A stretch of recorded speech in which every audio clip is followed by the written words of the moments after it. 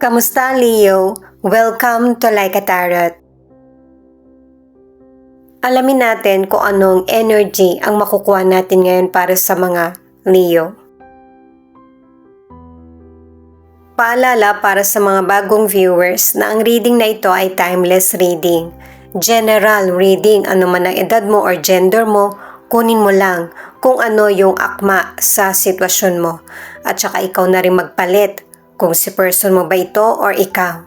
At ito ang start ng 1 week reading mo.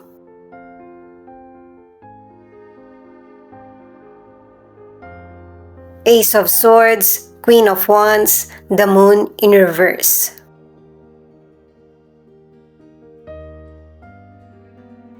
Itong mga cards mo pinapakita na meron kang makatwiran na solusyon sa mga problems mo.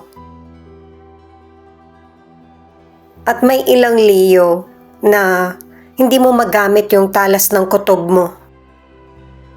Posible na ang ilang Leo, ikaw yung nanilin lang sa kapwa mo. Kaya hindi mo magamit yung talas ng kutob mo. Makapangyarihan kasi yung emosyon mo. Ito na yung nagkokontrol sa iyo. Kung ikaw ito, person mo or family member, mabubuko kung ano man yung maling nagawa. Mag-ingat din sa aksidente at saka kung meron kang pupuntahang lugar, dapat alam mo na bago ka pa pumunta yung weather or yung lugar. Para hindi ka maligaw, yun kasi yung pinapakita ng cards. Sa career or negosyo, yung mga kasama mo or nakikilala mo, nabibigyan ka ng iba't ibang idea. Na ibabahagi mo din yung galing mo sa career o kaya sa negosyo. At dahil na rin sa mga mabuti mong nakakasama, nagiging klaro sa iyo na kahit hindi mo gusto yung career mo o negosyo, ang gusto mo maging masaya ka sa trabaho mo. Para sa single or nasa relationship, magdadasal ka na para hindi ka makakuha ng negatibong energy ng iba at magamit mo yung talas ng kutob mo. Uunahin mo yung paghingi ng tawad. Pangalawa, yung minamanifest mo sa pagdarasal. Kailangan sincere ka para mabago yung kapalaran mo. Itong card na ito ang nagsasabi na kahit hindi mo magamit yung talas ng kutob mo, makiramdam ka sa kapwa mo. At kahit sa sarili mo, sa mga kaya mo at saka hindi. Kasi ito yung magbibigay ng kapayapaan sa isip mo at saka damdamin. Yung pagtulong sa kapwa mo na kahit hindi pang material.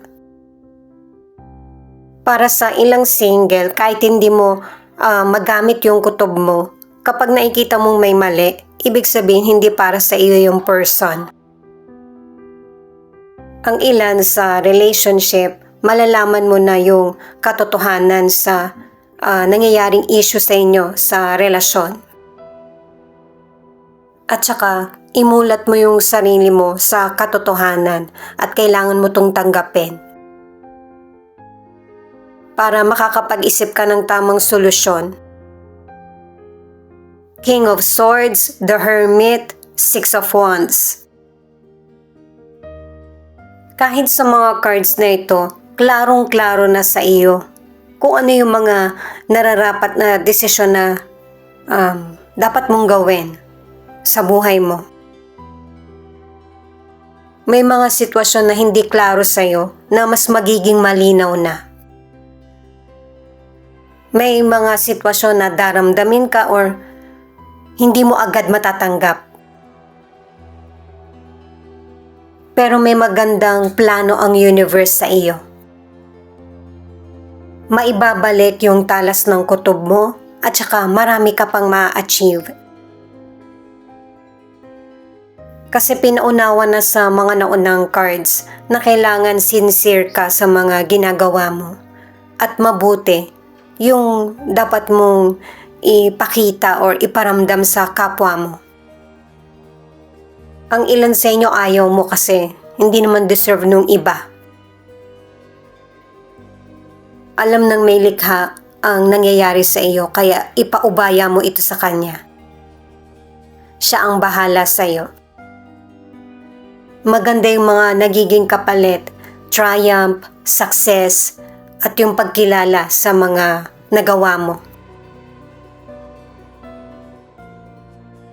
Para sa money, pinapayuhan ka ng mga cards na i-educate mo yung sarili mo sa mga bagay na gusto mong simulan or gastusan. Maging mature ka sa paggamit ng financial at saka investment. Dahil sa yung financial na magkakaroon ka ay hindi biro, hindi mo dapat sayangin. May maganda kasing resulta yung effort mo at may paglago sa financial. Para sa ilang single, piliin mo yung person na makakaunawa sa iyo. Kasi kailangan mo yung person na magpapalimot ng kalungkutan mo sa buhay. Yung masayang kasama.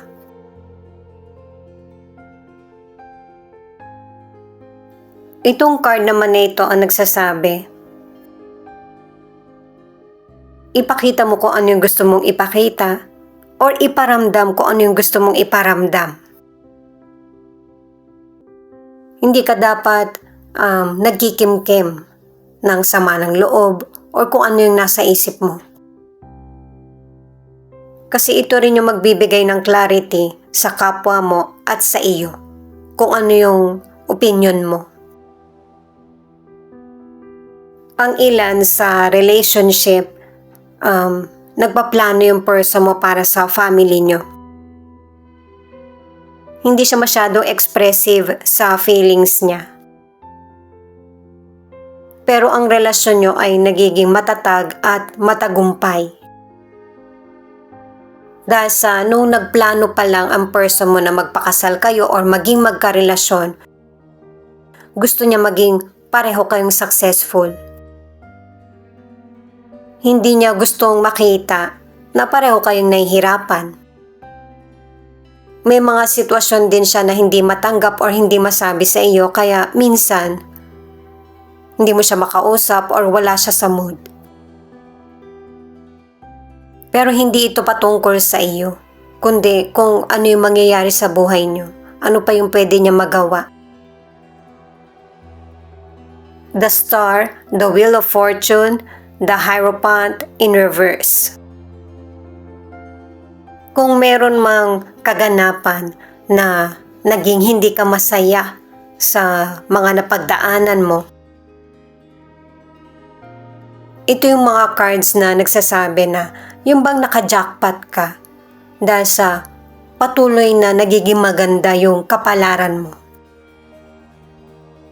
Kaya kung ano yung nangyayari sa yung hindi magandang sitwasyon, huwag ka mag-give up.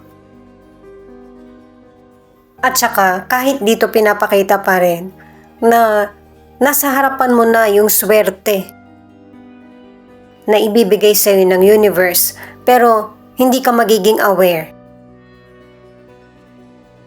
Pangalawang pagkakataon na ito na ibinibigay sa iyo.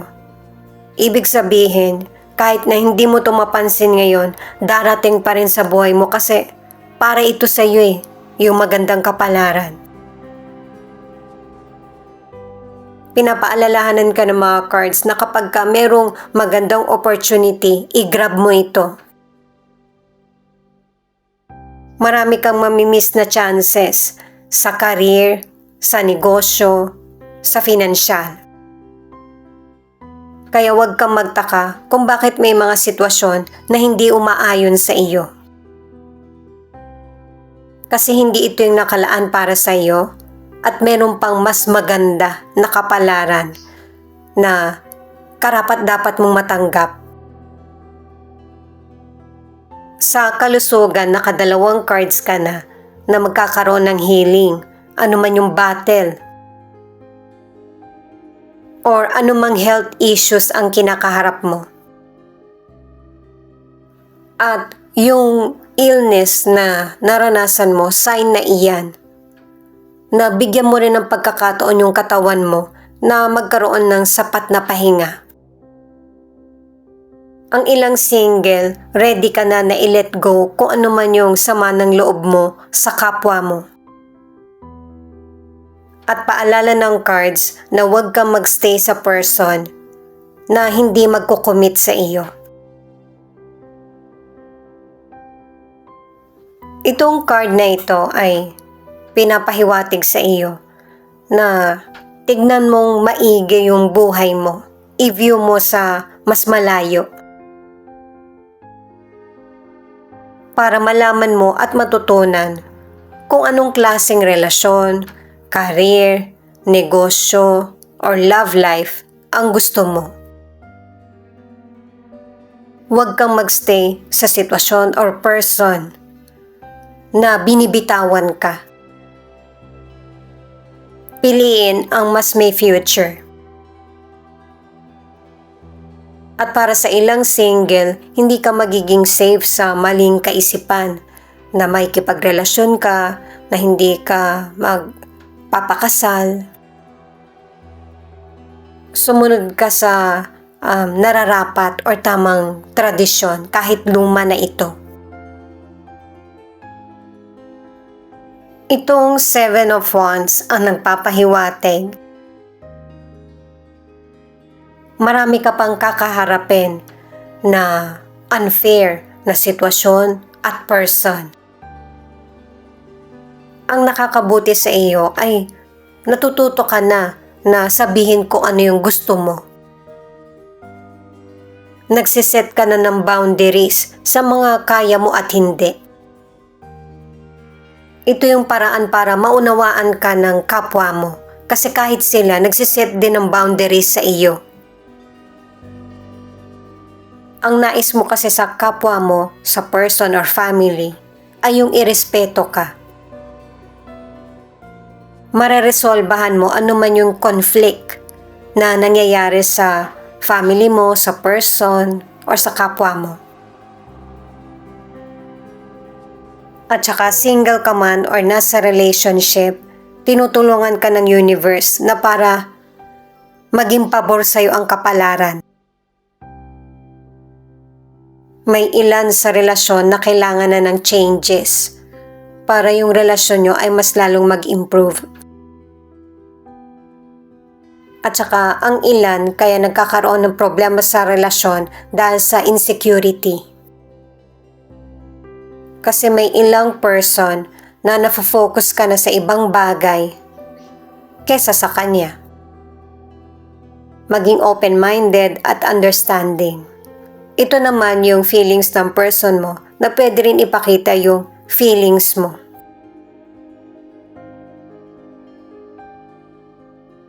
Katulad mo, yung person mo, marami din siyang tinitiis na nangyayari sa buhay niya. Pero kahit na nagkakaproblema siya, hindi siya nagpapadaig or nagpapaapekto. At ito yung nagiging dahilan kaya naisasaayos yung buhay niya or buhay niyo sa relasyon or kaya sa kung ano man yung problem na dumating sa inyo. Magpapatuloy kayo at isang direksyon ang tatahakin nyo. Sa tarot cards at kahit dito pinapakita na guided ka. Di ba nga nabanggit ko sa iyo na ang universe ang bahala sa iyo? Kumikilos ang universe sa iyo para sa mga hindi mo nakikita na paparating na hadlang.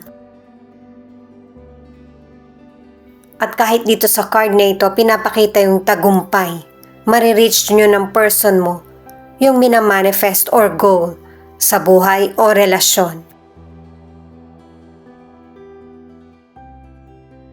May mga situation na mabubunyag sa iyo na makakatulong pa rin sa iyo or sa inyo ng person mo. Buksan mo yung isip mo at saka puso sa pag-intindi sa mga magaganap sa buhay mo. Makakabuti ito at hindi makakasama sa iyo. Merong swerte na darating muli sa buhay mo, sa inyo ng person mo para sa pagbabago. Naka-3 cards ka na maging aware or alerto. Yung universe ay gumagamit ng kapwa mo, ng family mo or friends para makakonekta sa iyo. Mabigyan ka ng guidance at saka mapawi kung ano man yung mga kalungkutan na nasa isip o nararamdaman. Tanggapin mo yung i-offer na tulong or advice. Dahil sa mula ito sa universe or sa spirit guide mo. Ito naman yung ilan sa 12 zodiac sign na nangunguna sa reading na ito. Thank you nga pala at saka ingat kayo palagi. Paki-click na rin ang notification bell para updated ka sa Laika Tarot readings. Leo, Scorpio, Aries, Sagittarius, Aquarius, Cancer, Libra, at Gemini. Ito naman yung ilan sa letra na posibleng andito yung letra ng pangalan ng person mo or letra ng pangalan mo.